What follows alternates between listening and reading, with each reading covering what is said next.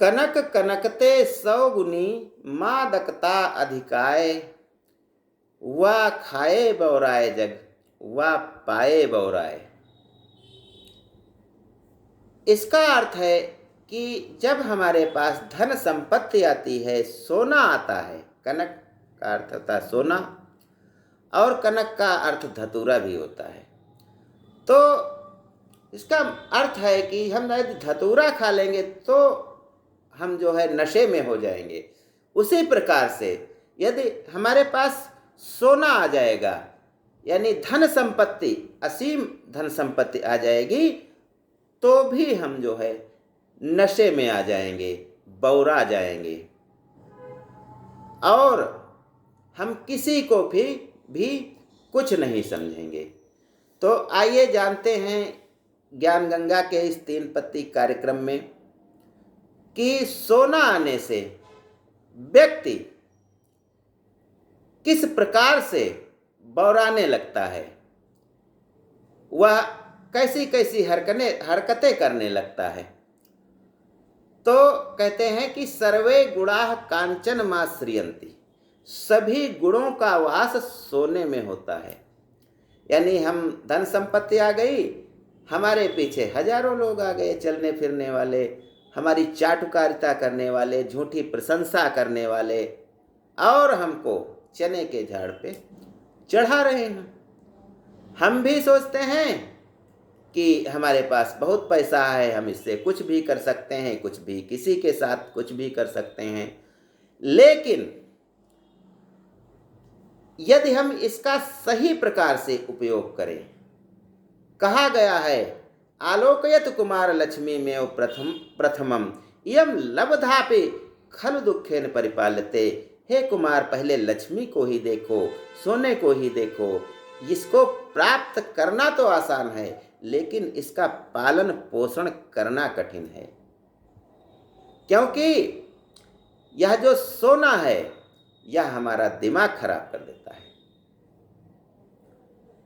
कहते हैं कि राजा परीक्षित ने कलयुग को रहने के लिए सोना दिया था कि आप सोने में वास कर लीजिए। इसीलिए तो सोना पाते ही लोग बौराने लगते हैं। सोना पाते ही कुछ गुण नहीं है, हम उसके अवगुणों को भी गुण बताने लगते हैं, अच्छे गुण बताने लगते हैं। तो इसका मतलब होता है कि जब हमारे पास धन संपत्ति आ जाती है तो हम उससे संतुष्ट नहीं होते हैं, और मिले और मिले, ऐसा सोचने लगते हैं कि इसी को कहते हैं 99 का फेर। किसी को एक बार 99 रुपये सोने के दे दिए किसी राजा ने, सोचा कि यह आराम से अपनी जिंदगी व्यतीत करेगा, खाए पिएगा, अपने बच्चों पर ध्यान देगा, पत्नी पर ध्यान देगा। लेकिन कुछ दिनों बाद जब राजा ने उसको देखा या उसके घर व परिवार को देखा, तो पहले से भी अधिक खराब स्थिति थी। किसी के तन पर ठीक से कपड़े नहीं थे। क्यों? क्योंकि 99 थे उसके पास। वह चाहता था कि इतने तो मिल गए हैं और मिल जाए। तो इस प्रकार से जब हमारे पास धन संपत्ति आ जाती है तो दया धर्म ये सब हमसे अपने आप ही हमारे हृदय से निकल जाते हैं, और हम अधिक पैसा आए उसके लिए प्रयास करते रहते हैं। एक कर्नल थे रिटायर्ड, वो जब रिटायर हो गए तो उनकी पत्नी भी बीमारी से, कैंसर से चल बसी थी। एक उनके मात्र एक बेटा था जो पढ़ाई के लिए अमेरिका गया था, और वहीं पर वह नौकरी करने लगा था, अच्छा पैसा कमाने लगा था। इधर करोड़ों रुपए की कोठी जो बनी थी कर्नल साहब की दिल्ली में, वे उसमें अकेले रह रहे थे। उनको अकेलापन बहुत खाया जा रहा था। बेटे से कभी कभी बात तो होती थी, लेकिन बेटा इंडिया आने को तैयार ही नहीं था। जैसा कि सभी बच्चे विदेश जाने के बाद करते हैं, वह भी आना नहीं चाहता था।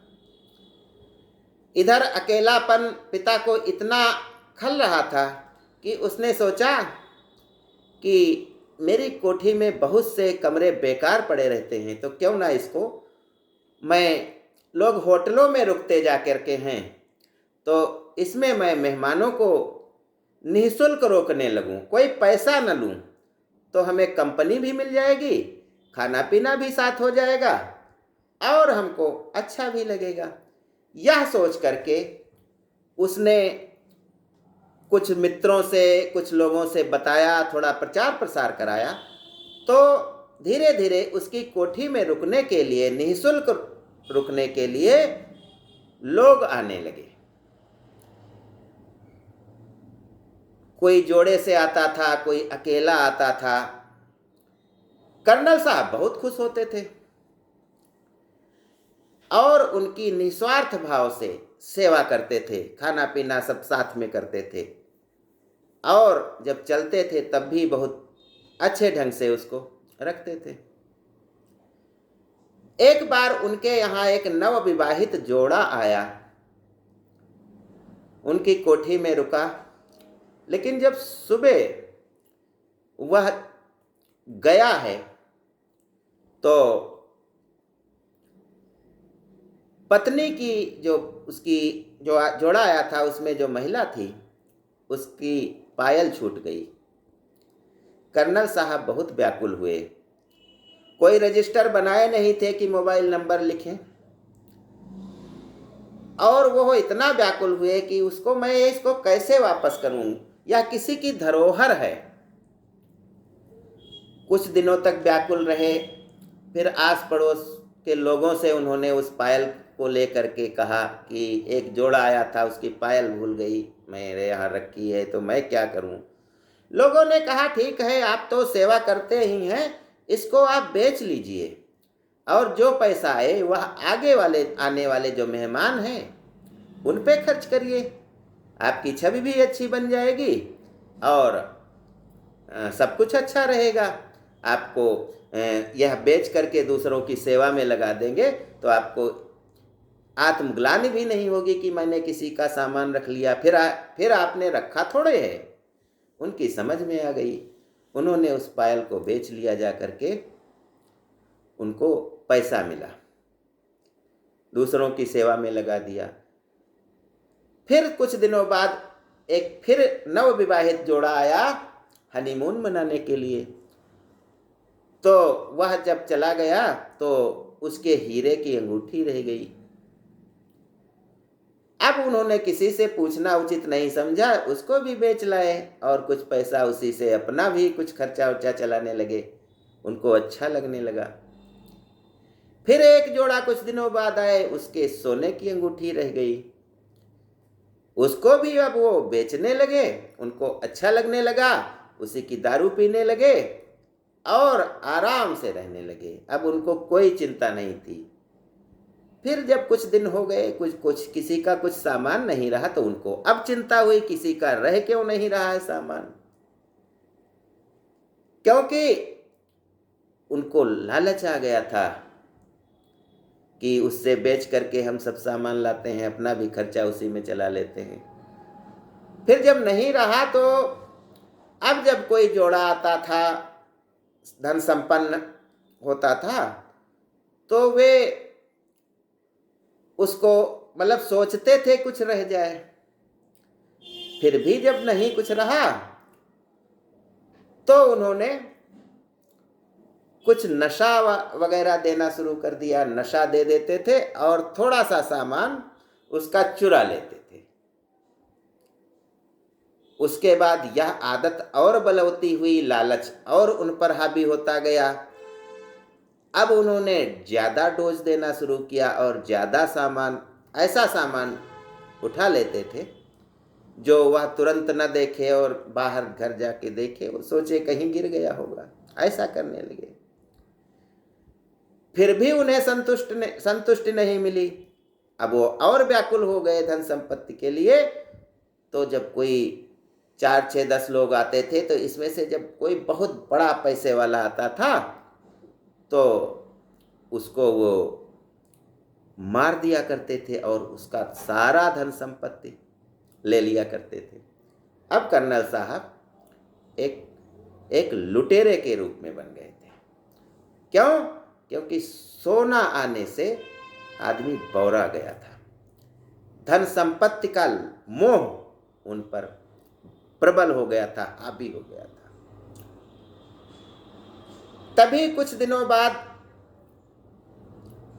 एक युवक आता है और वह उनके यहाँ रुकता है। उसकी फॉरेन से आया था, बहुत सी 2-3 सूटकेस सामान था। उसने कर्नल साहब के यहाँ रुका। वह कर्नल साहब को तमाम चीज़ें दिखाई, सोना चांदी जो भर के लाया था और अनेक उपकरण, अच्छे अच्छे, छोटे छोटे, बड़े बड़े, सब कुछ था उसके बाद। अब कर्नल साहब ने कहा यदि इसको मार दिया जाए तो यह सारी संपत्ति मुझे मिल जाएगी। उन्होंने वैसे ही किया, उसको मार दिया और उसकी सारी संपत्ति लूट ली। जब अटैची खोल रहे थे तो उसमें सबसे नीचे उन्होंने देखा कि उनकी ही फोटो है। तब उनको पता चला कि यह तो उन्हीं का पुत्र था जो सरप्राइज देने के लिए आया था पिता के पास। लेकिन उसको तो उन्होंने मार दिया था। क्यों मार दिया था? क्योंकि सोना जहां जाता है, कलयुग का वास सोने में है। सोना जहां जाता है उसे पागल कर देता है, बौरा जाता है आदमी। तो यह एक कहानी थी जिससे हमें यह सीख मिलती है कि हमें अपने अंदर लालच को विकसित ही होने नहीं देना चाहिए। धन संपत्ति तो 4 दिन की है, इसके लिए किस घमंड क्या करना।